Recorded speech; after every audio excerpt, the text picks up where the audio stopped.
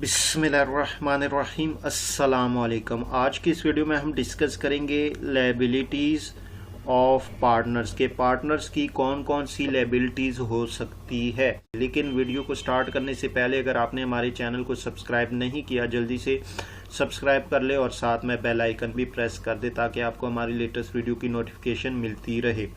तो video start करते हैं। अब सबसे पहले जो हमारे पास लायबिलिटी आती है वो है जॉइंट लायबिलिटी। जॉइंट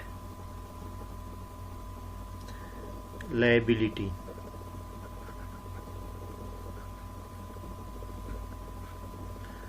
अब यहाँ पे जॉइंट लायबिलिटी से मुराद है कि पार्टनरशिप फर्म के जितने भी पार्टनर्स होंगे उन सब की लायबिलिटी होती है कि जो फर्म के जितने डेट्स होंगे वो सारे के सारे इन्होंने पे ऑफ करने हैं। तो इसे हम जॉइंट लायबिलिटी कहते हैं। मिसाल के तौर पे एक फर्म है, उसके जो डेट्स है वो है 1 मिलियन और उसके जो पार्टनर्स हैं वो है 10 पार्टनर्स, नंबर ऑफ पार्टनर्स। अब ये जो 10 पार्टनर्स हैं ये इन सब की जॉइंट लायबिलिटी है कि ये जो 1 मिलियन डेट्स है इसको पे ऑफ कर दें। अब दूसरे नंबर पे हमारे पास जो लायबिलिटी आती है वो है liability of new partners. Liability of new partner.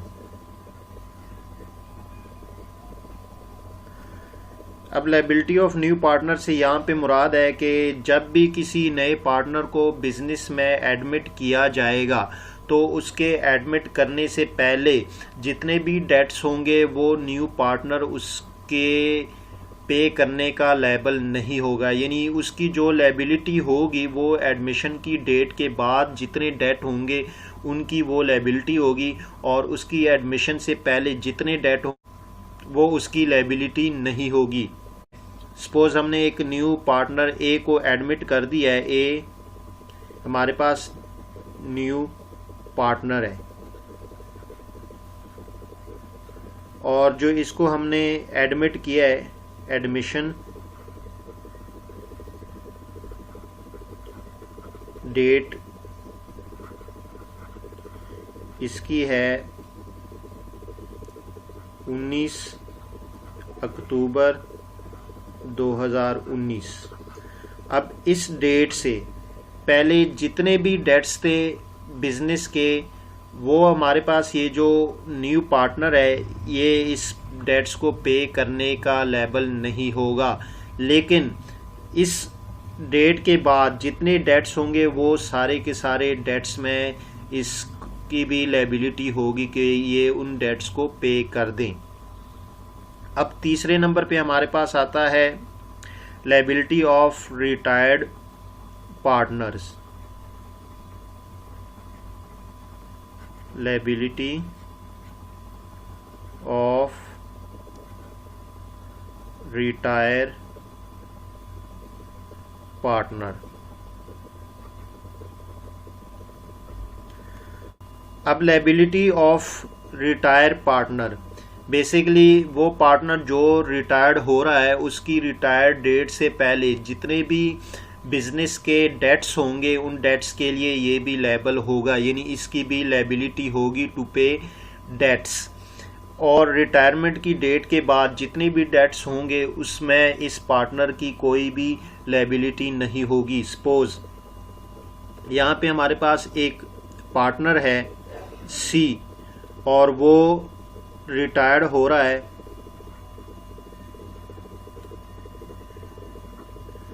Retirement date इसकी है 19/10/2019।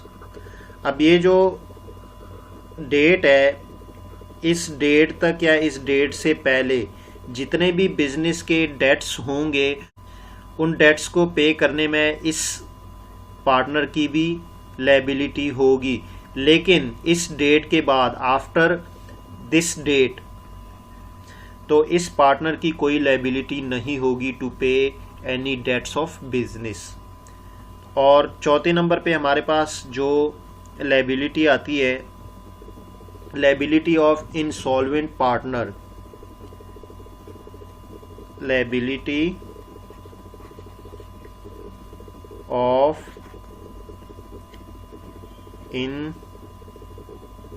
Insolvent partner. अब लायबिलिटी ऑफ इंसॉल्वेंट पार्टनर, अब जब एक पार्टनर इंसॉल्वेंट होता है तो उसकी जो इंसॉल्वेंट की डेट है उसके बाद जितने भी बिजनेस या फर्म के डेट्स होंगे उन डेट में इस पार्टनर की कोई लायबिलिटी नहीं होती, लेकिन उसकी इंसॉल्वेंट डेट से पहले जितने भी डेट्स होंगे उस डेट्स का ये पार्टनर लायबल होगा। अब सपोज हमारे पास एक पार्टनर है डी और ये दिवालिया हो गया, इंसॉल्वेंट हो गया, और इंसॉल्वेंट किस डेट को है, वो है 19 अक्टूबर 2019। अब ये जो डी पार्टनर है हमारे पास, ये 19 अक्टूबर 2019 के बाद जितने भी पार्टनरशिप फर्म के डेट्स होंगे उस डेट्स के लिए ये लायबल नहीं होगा, इसकी कोई लायबिलिटी नहीं होगी टू पे डेट्स। लेकिन इससे पहले, इस डेट से पहले जितने भी फर्म के डेट्स होंगे उन डेट्स के लिए ये जो है लायबल होगा, इसकी लायबिलिटी होगी कि ये वो डेट्स पे कर दे, उसके हिस्से में जितने भी डेट्स आएंगे। अब पांचवें नंबर पे हमारे पास है लायबिलिटी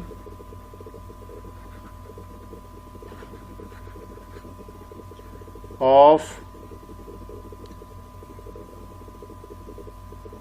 फॉर फ्रॉड।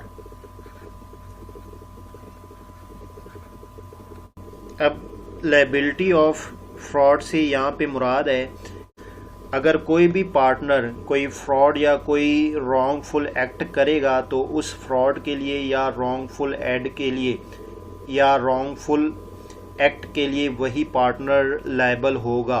हम यहाँ पे सपोज करते हैं कि हमारे पास एक पार्टनर है ई, उसने बिजनेस में से फ्रॉड किया है 50,000 रुपीज़ का। अब ये जो ई पार्टनर है, अब ये इसकी लायबिलिटी है टू पे 50,000 क्योंकि इसने फ्रॉड किया है, यानी जो फ्रॉड करेगा पार्टनर या कोई रॉन्गफुल एक्ट करेगा तो वही पार्टनर उस फ्रॉड के लिए या रॉन्गफुल एक्ट के लिए लायबल होगा। अब लास्ट हमारे पास आता है 6 नंबर पे लायबिलिटी ऑफ लॉसेस। अब लायबिलिटी ऑफ लॉसेस से यहाँ पे मुराद है अगर पार्टनरशिप फर्म में या बिजनेस में कोई भी लॉस होगा तो उसके लिए जितने पार्टनर्स होंगे या तो तमाम के तमाम पार्टनर्स उस लॉसेस के लिए लायबल होंगे या कोई एक मखसूस स्पेसिफिक पार्टनर होगा जिसकी वजह से लॉस हुआ है वो उसके लिए लायबल होगा।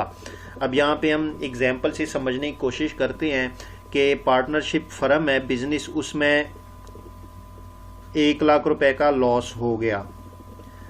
अब जो हमारे पास पार्टनरशिप डीड है